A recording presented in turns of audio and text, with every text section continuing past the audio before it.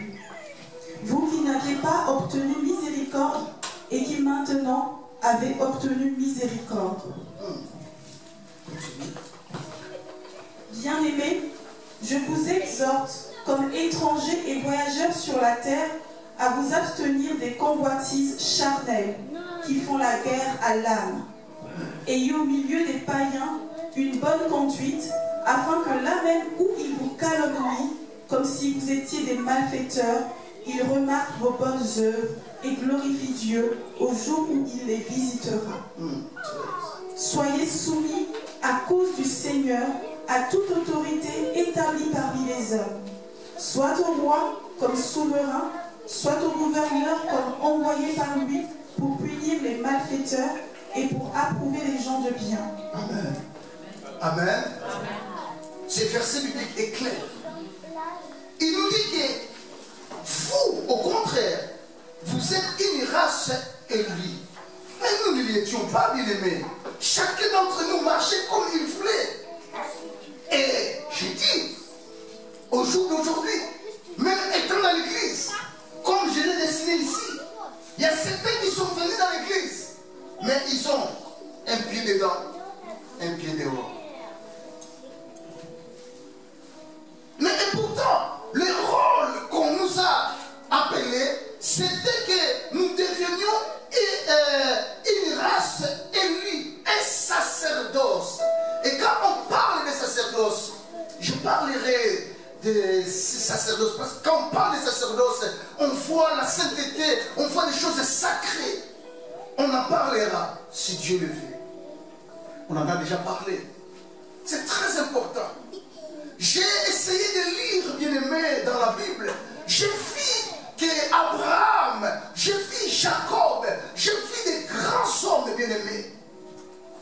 Mais parmi ces grands hommes, j'ai constaté qu'Abraham, qui était l'ami de Dieu, bien-aimé, qui était aimé de l'Éternel, n'en parlons pas de David. Mais nous remarquons dans tous ces hommes, bien-aimés, que nous connaissons que Dieu a opéré, mes frères et sœurs. Il y a un parmi ces hommes, il s'appelle Isaac. Et quand je lis la Bible, bien-aimé, il est le seul parmi ceux-là de sa génération, et surtout dans ce temps-là, qui n'avait qu'une seule femme. Alléluia. Qui n'avait qu'une seule femme. Oh my God. Pourquoi? Parce que si vous essayez de faire le séminaire, le parallélisme, vous allez voir que parmi celles-là qu'on a donné comme sacrifice, bien aimé dans le Seigneur, ils n'avaient qu'une seule femme. Isaac n'avait qu'une seule femme. Pourquoi? Parce que Isaac était aussi un don que son père a pu donner à l'Éternel. Donc en quelque sorte, Isaac était un sacrifice. C'est pour cela il avait qu'une seule épouse. Et nous voyons aussi dans les descendants d'Isaac, on est venu et on a eu quelqu'un qui aussi est le maire, qui s'est donné, parce qu'il n'y a pas autant qui s'est donné comme sacrifice. Il n'y en a pas eu autant qui, après Isaac, on avait donné aussi comme sacrifice. Pardon? Ah non, on ne lui a pas donné. Joseph était vendu, frère. Mais Isaac, on lui a donné par son père. Qui? Pardon? Lui-même, Jésus-Christ. Jésus-Christ, lui aussi, bien aimé. Son père lui a donné pour la cause de l'humanité, bien aimé, comme sacrifice. Et il n'a qu'une seule épouse, qui est toi et moi, bien aimé dans le Seigneur. Alléluia. Il n'a qu'une seule épouse, qui est son corps, qui est toi et moi. Donc nous comprenons par là, bien aimé dans le Seigneur, Oui, j'ai dit que je serai court. Là, déjà, l'air me montre que c'est en train de filer. Il faut que j'arrête parce qu'il faut que nous puissions aller rentrer pour respecter aussi ces écrits que nous venons de lire ici. Soyez soumis aussi. À cause du Seigneur. C'est à cause du Seigneur que nous faisons cela. On doit être soumis, c'est très important. Mais ce verset m'a beaucoup plu, bien aimé dans le Seigneur. Il dit qu'un sacerdoce royal, une nation sainte, un peuple acquis. Et ici, bien aimé, ce verset biblique le démontre, un peuple acquis, afin que nous annonçons les vertus de celui qui vous a appelé des ténèbres à son admirable lumière. Vous qui autrefois étiez pas un peuple, et maintenant êtes un peuple de Dieu. Vous qui n'aviez pas obtenu miséricorde, mais maintenant vous avez obtenu miséricorde. Bien-aimés, je vous exhorte comme étrangers. Effectivement, quand le Saint-Esprit est venu, nous étions des étrangers. Et ce mouvement ici que vous voyez, nous sommes en marche. Nous sommes en marche, mais malheureusement cette marche n'est que terrestre. Cette marche n'est que terrestre. Nous marchons, le Saint-Esprit marche avec nous, le consolateur. Et quel est son rôle? Lorsqu'il vient de l'aimer, il est venu pour rassembler. Lorsqu'il est venu, donc il est venu pour rassembler. Et là, après rassemblement, il est venu trouver un peuple qu'il a dit dans le verset 10. Vous qui autrefois n'étiez pas un peuple et qui maintenant êtes le peuple de Dieu, vous qui n'avez pas obtenu miséricorde et qui maintenant avez obtenu miséricorde. Alors il dit, je vous exhorte, comme vous êtes devenus peuple de Dieu, comme étrangers et voyageurs sur cette terre, à vous abstenir des convoitises charnelles qui font la guerre à l'âme. Nous allons y arriver. Je disais quoi? Comme il est venu nous rassembler pour nous ramener vers le Père, mais pas dans un état de péché, bien aimé. Parce qu'il y a la chair qui fait la guerre à notre âme. Tous les jours, bien aimé, cette guerre existe, que personne ne vous trompe. Lorsque le Saint-Esprit est descendu, il est descendu auprès de ceux-là qui ont cru en Jésus-Christ. Donc le Saint-Esprit visite ceux-là qui ont cru. Et ceux-là qui ont cru, bien aimé, ils ont cru en Jésus, mais ils sont des pécheurs. Alors, le rôle du Saint-Esprit, comme il a vu qu'il y a des bonhommes qui ont cru en lui, et pour faire ce parcours avant l'enlèvement, parce que nous avons lu dans les Thessaloniciens pendant le confinement, et que vous savez, et que nous lisons d'habitude. Parce que il y a quelqu'un qui lui retient encore. Amen. Il y a quelqu'un qui lui retient assez que quelqu'un là qui lui retient, c'est qui? Le Saint-Esprit. Il retient quoi? Il retient parce que je dis, il faut que lorsque le Saint-Esprit est descendu, il faut que l'homme qui est charnel soit édifié. Tous les jours de notre vie, nous sommes édifiés. On nous dit que non, attention, cette vie-là, ce n'est pas une vie des enfants de Dieu. Cette marche-là, ce n'est pas une marche d'enfants de Dieu. Alors, c'est lui qui a de l'intelligence. Lorsqu'on lui dit que cette vie-là n'est pas bonne, il acquiert ce que nous appelons la connaissance. Et lorsqu'il acquiert la connaissance, Dieu lui garde dans les sacerdoces. On se comprend? Attention, on peut rester, on peut être dans les sacerdoces sans être sauvé. On peut être là dans les sacerdoces, mais on est déjà sorti, on est pris dans les sacerdoces. Mais le ciel visible voit toujours que, son monde pas lui quand il fait ça, quand il chante, quand il prêche, mais il est déjà sorti spirituellement dans les sacerdoces. Et c'est ce que la Bible nous dit.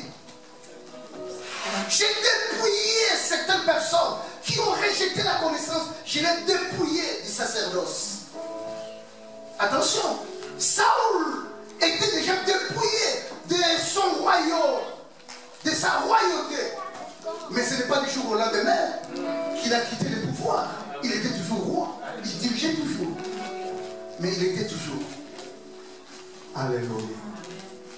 Donc ici, nous avons rassemblé, nous avons édifié, mais nous avons aussi protégé. Protégé pourquoi? Parce que la Bible nous dit, le fils de l'iniquité, il fait quoi? Il agit encore. Comme le fils de l'iniquité, il agit encore. Toi et moi, sans la présence ou sans la venue du Saint-Esprit, on ne peut pas résister. On ne peut pas. C'est pour cela, Pierre dit, toi et moi qui autrefois, bien aimé, ingérer était pour toi quelque chose de tous les jours. Hein? Toi et moi, marcher dans l'impudicité, faire des conneries, des choses, ça ne te posait pas de questions et tu n'avais pas de soucis à cela. Mais aujourd'hui, tous ces actes, lorsque tu les poses, il y a un retour. Il y a quelque chose qui parle dans tes oreilles, dans ton cœur. Tu n'es plus tranquille. Pourquoi est-ce que j'ai fait ça?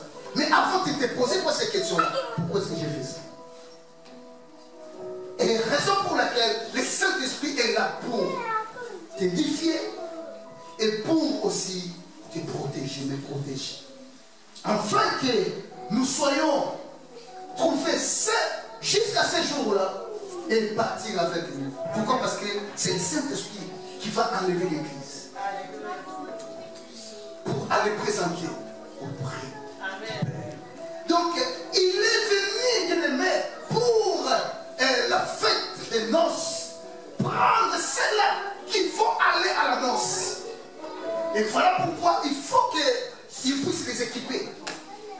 Dans ce parcours, comme nous savons, lorsque il y a des fiancés, donc c'est beaucoup plus le mari qui s'occupe de la fiancée.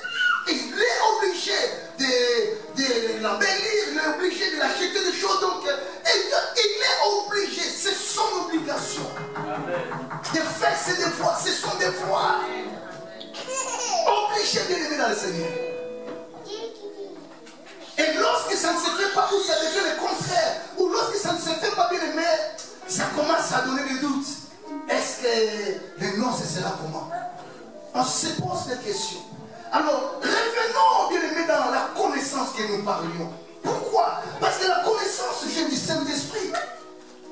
Or, quand, est-ce que j'ai mis mon truc? Quand on parle de connaissance, nous avons ce préfixe quand, qui veut dire quoi? Pardon?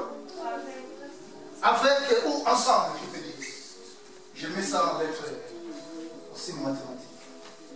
Connaissance, c'est un préfixe qui veut dire ensemble. Et après, nous avons quoi? Naissance. Naissance qui veut dire naissance. Naître. Donc, en quelque sorte, il y a une naissance d'ensemble dans la vie des chrétiens.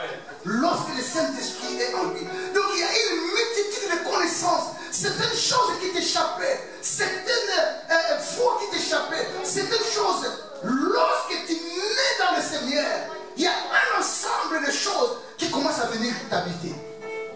Pour te dire, attention, cette voie que tu suis est mauvaise. Attention, cette ligne que tu suis est mauvaise. Attention, la vie d'un chrétien n'est pas une vie de critique. Et pourtant, tu étais dans cette vie. Mais lorsque le Saint-Esprit est venu en toi, il faut que quelque part, cette connaissance puisse se développer dans ta vie. Parce que le Saint-Esprit est là. Et c'est le Saint-Esprit qui doit impacter ta vie. Et si ta vie est impactée, mon frère et ma sœur, ce qui se passe dans nos églises, ce n'est pas normal. Les gens qui parlent au nom du Seigneur, les gens qui font des choses du Seigneur, même les mêmes qui ne se rendent pas compte des actes qui sont en train de poser. Mon peuple manque de la connaissance. Mon peuple est détruit. Parce que lorsque la connaissance est la bien-aimée, c'est l'ensemble des choses. Ces actes, si je les pose, ça va m'entraîner à ça. Ça, c'est de l'intelligence. Ça, c'est de la connaissance. Mais quand on n'a pas cette connaissance, on est détruit. Or, dans cette connaissance bien-aimée que nous parlions tout à l'heure, nous avons en nous ce que nous pouvons dire la capacité de développer certaines choses que Dieu a déposées dans notre vie. Et en cela, nous pouvons facilement dire que ce qui est né dans l'ensemble, comme nous venons de le dire, et qui commence à se développer dans la vie d'une personne, et en cela, nous avons des choses différentes qui se développent. Donc nous avons déjà, quand le Saint-Esprit vient dans la vie d'une personne, il y a Dieu qui entre dans la vie d'une personne. Il y a aussi l'esprit de l'homme bien-aimé qui vit en lui et qui doit faire communier ensemble avec Dieu. Or, dans Dieu, nous avons sa parole et nous avons son esprit. Quand c'est des choses se retrouvent dans la vie d'une personne, c'est Christ qui est assis dans cette personne. Et quand il est assis sur cette personne, il faut que ça soit mis ensemble dans la vie d'une personne. Et dans la vie d'une personne, comme son esprit est là, c'est un esprit qui était camouflé ou ténébré, ou qui n'avait plus la lumière. Mais lorsque la personne amena l'esprit de Dieu, avec son esprit, il y a ce que nous pouvons appeler la fécondité. Parce que c'est seulement celui ou la personne qui est féconde, c'est celui-là qui produit. Amen. Beaucoup de chrétiens aujourd'hui ne produisent plus.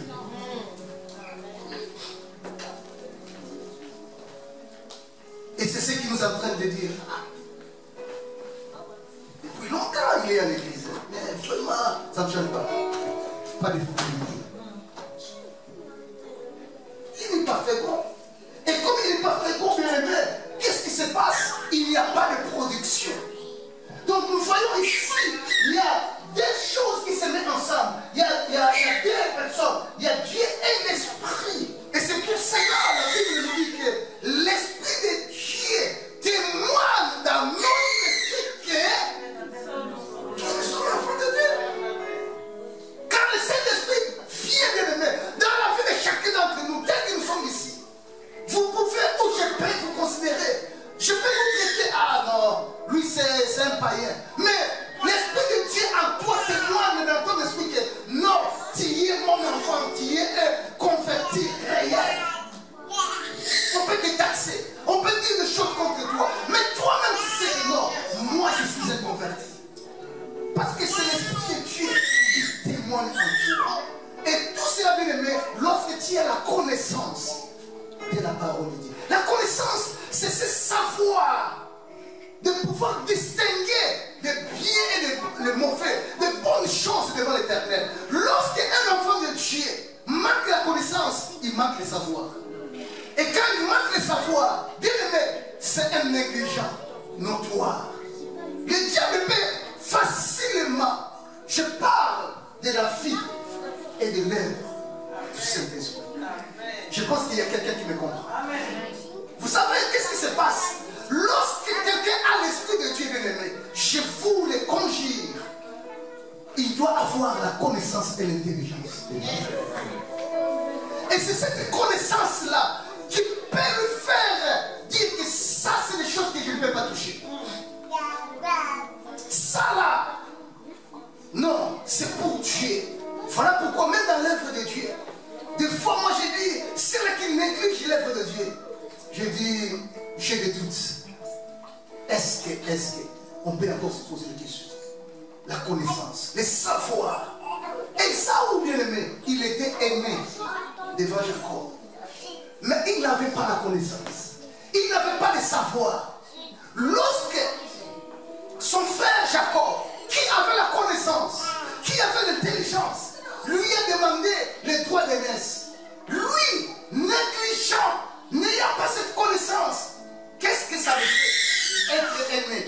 ça ne me reporte rien. Je le resterai toujours. Oui, dans la chair, dans la physique, tu le resteras. Mais dans l'esprit, tu ne l'es plus. Et Jacob savait cela. Il avait cette connaissance. Il avait cette intelligence.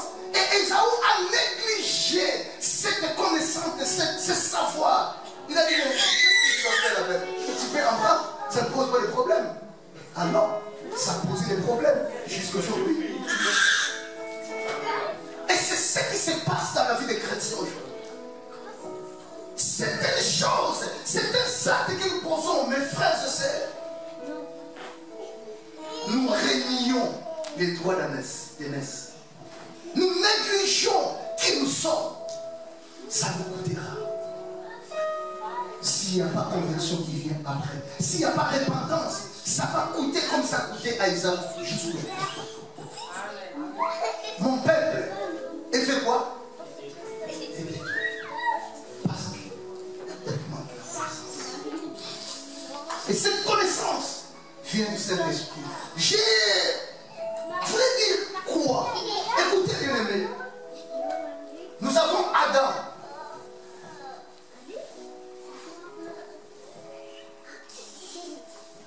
Nous avons Adam ici. Et dedans,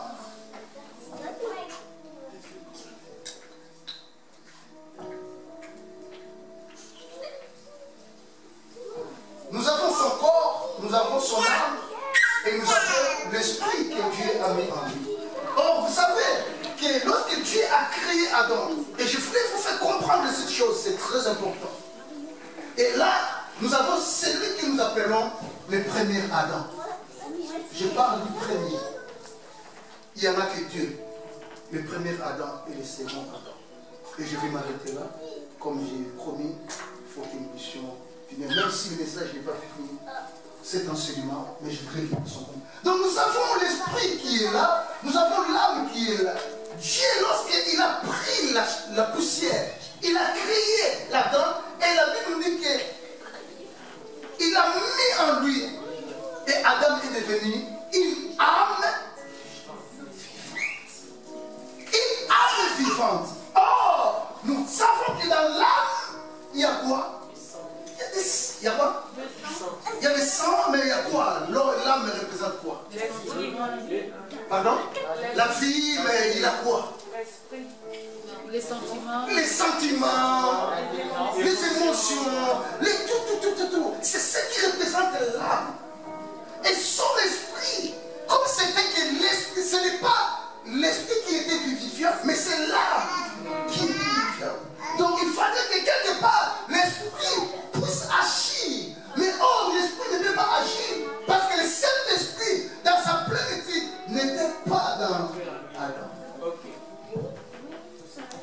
Et c'est ce qui a fait que lorsque l'âme qui a des sentiments, qui a des émotions, et qui fait toucher, lorsqu'on lui a proposé, on a proposé, et l'âme a capté, et il a donné l'ordre à la chair. Tu peux aussi goûter pour savoir la suite des choses, l'émotion, les sentiments. Alléluia. Amen. Et lorsque quelqu'un vient dans le Seigneur, nous venons dans cet état-là. Pourquoi? Parce que nous avons reçu l'ADN d'Adam. Je vais donner le deuxième exemple. Jésus-Christ. Adam, le premier Adam, il a été créé par la poussière. N'est-ce pas? Mais le deuxième Adam, comment se fait les choses? C'est par l'esprit. Parce que la Bible nous dit que quand on a dit à Marie, tu vas enfanter un fils, on donnera le nom d'Emmanuel, elle a dit, mais comment cela va se faire? Et l'ange a dit, tu seras couvert. Couvert. Bon, ça c'est l'enseignement des grands, parce que nous avons des enfants. Tu seras couvert. Par qui? Par quoi? Par le Saint-Esprit. Donc ici, qu'est-ce qui est entré dans Marie? La chair? Non, c'est le Saint-Esprit. Et c'est pour cela, Jésus-Christ dira que tu m'avais donné le corps. Donc ça veut dire que l'esprit qui a commencé l'opération et la chair est venue. Voilà pourquoi la chair n'a pas pu dominer Christ, parce que c'est l'esprit qui a commencé.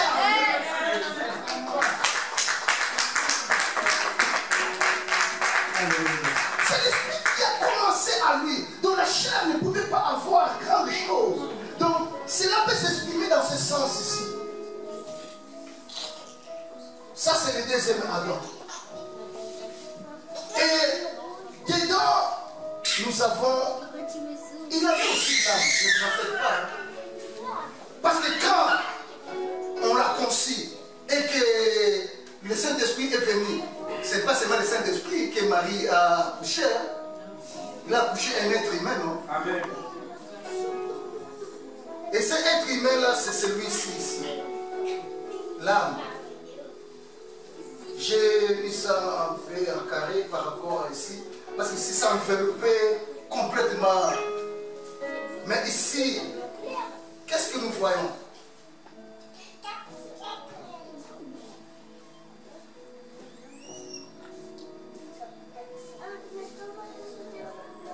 C'est ce qui se passe en Christ bien-aimé, lorsqu'il était encore sur cette terre de son. Il est venu. Il est né, on a dit, c'est Jésus. C'est Jésus qui est né. Il est allé, il a fait la marche jusqu'au Jourdain. Et arrivé au Jourdain, c'est là où il a rencontré Christ, qui est le Saint-Esprit, qui est loin de l'Éternel. Parce que lorsqu'il est sorti du baptême, la Bible nous dit, l'Esprit de l'Éternel est descendu sur lui. Et il a témoigné que ceci est mon Fils bien-aimé. Et c'est devenu ce que nous appelons, que nous connaissons, même si le nom était déjà donné bien avant, mais Jésus-Christ a eu son ampleur en tant que Seigneur, en tant que roi, lorsqu'il est sorti du Jourdain. Et lorsqu'il est sorti du Jourdain, bien-aimé, l'esprit qui marchait avec l'âme, mais l'esprit qui était né avant a dominé l'âme. Et comme il a dominé l'âme, bien-aimé, qu'est-ce qu'il a fait de l'âme? Par rapport au dessin. Qu'est-ce que l'esprit a fait de l'âme? Non, ici, c'est pas englobé. Surpasser, traverser. Il a Traverser, surpasser. traversé, mais j'ai fait un terme de l'approprié. Parce que, regardez bien mon dessin. Ça là, il est comme ça là.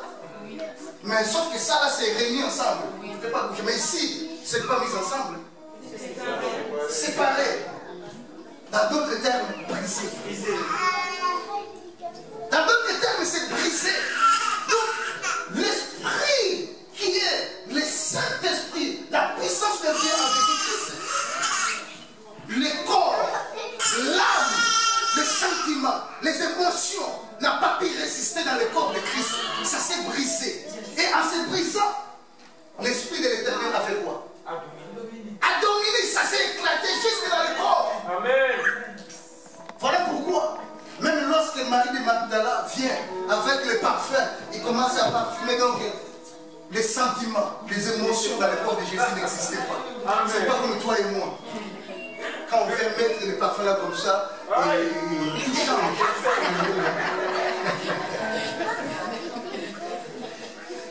Alléluia. Et c'est cette manière-là que Christ fait que toi et moi nous puissions y arriver. Que